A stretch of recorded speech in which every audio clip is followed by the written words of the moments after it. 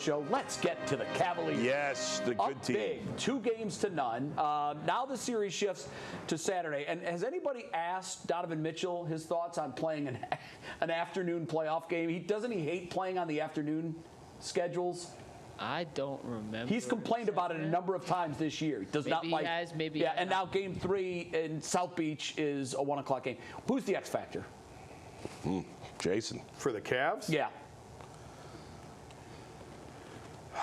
Boy, that's a good question. I don't know. I mean, they've done so well in 2 games now with different guys emerging. I don't know if they really need an X factor. I think it's more on Miami's side of who's the X factor. Yeah. I mean, Tyler Hero's kind of an obvious one. Boy, he's been crazy. This is obvious. Come on, it's Ty Jerome. Listen, but Ty Jerome did nothing in Game 2, and they won. Had a great game in Game 2. Ty Jerome always balls. I don't care if he got 6 points. I don't care if he don't got no ball. I don't care if he ain't got no basketballs that's going in the hoop. Ty Jerome is that guy. Ty Jerome is actually the X factor, and plus he could probably start. I'm gonna tell you this: he's the dude that is the difference between the Cavs beating the Celtics and the Cavs not beating the Celtics. Wow. I actually think it might be Davion Mitchell in the game. No, he's been balling. Yeah. For Miami. He was great. They inserted him in the starting lineup in Game 2. He was terrific. Miami made their big run when they kept Cleveland off the boards. And we talked about on the show the other day, when they cut that deficit from 19 down to a 1-possession game, they out-rebounded the Cavs 18-3 over about a 10-minute stretch. So the X factor is really out-rebounding the Cavs. If they're making their threes, it's a really hard team to beat. It's really hard for, especially a team that's offensively challenged like Miami, to keep up with the Cavs. If the Cavs are hitting their threes and they're closing out possessions defensively, good luck. You're not going to beat this team. That was a Cavaliers. They made 11 threes in the second quarter. It's a record, right? It's franchise record. That is more threes than they made in 5 of the 7 games against Orlando last year in the first-round series. For the entire game. For the entire game. Wow. Evan Mobley's the X factor. When he played great in the first half, the Cavs played great. When he disappeared in the second half, the lead disappeared too. He's the X factor in this series. He's the X factor in the entire playoffs. If he plays like a superstar, the Cavs can win it all. If he doesn't, the Cavs are going home against Boston. I just think they're too good. There is no Yes, in this series, you're right. The Cavs, it doesn't matter. They're too good. Yeah, well, we have to answer the question. I'm surprised nobody said his name. When you're on the road in the NBA playoffs, it's different. You look to your superstar. You look to your leader. You look to Donovan Mitchell, and I think he's the X factor. He's been a bit of an enigma, not just for this series, but really for the last maybe month or 2 of the season.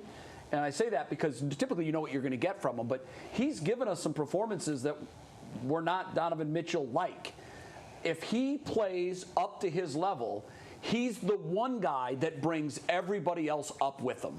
And so I think if he has a tremendous game, that will open the door for others like Garland and Mobley and Allen to have big games around him, and the Cavs win.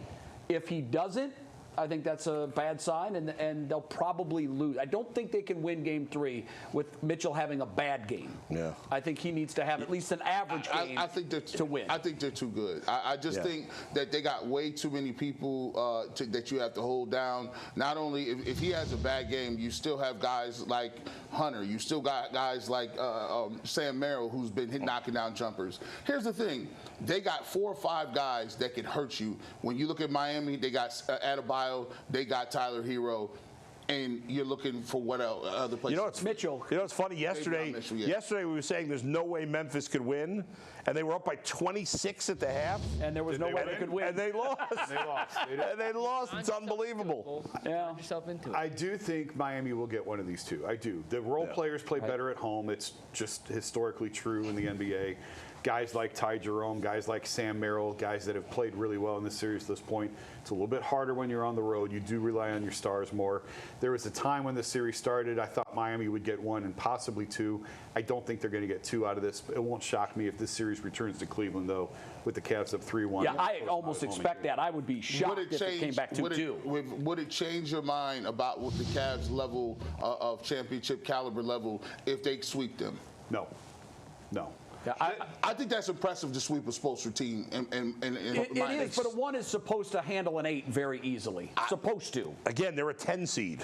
They are. Yeah. The first ever 10 seed to make the play. Well, they don't stink. It's not your average. Nah. They don't take the regular season very seriously. They went through all kinds of drama this year with Jimmy Butler.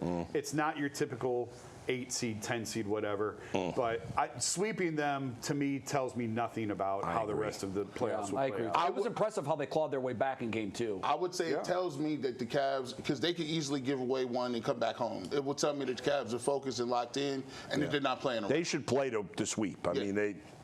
Hey, I've said it multiple times. It's a war of attrition, and if you're trying to win a championship, it is 2 months of high intensity physical basketball. The faster you get rid of these opponents, the more time you get off your feet, the better off you are in the long run. It's not about April, it's about June. You're rewarded with sweeps by extra off days, and ask the players how much they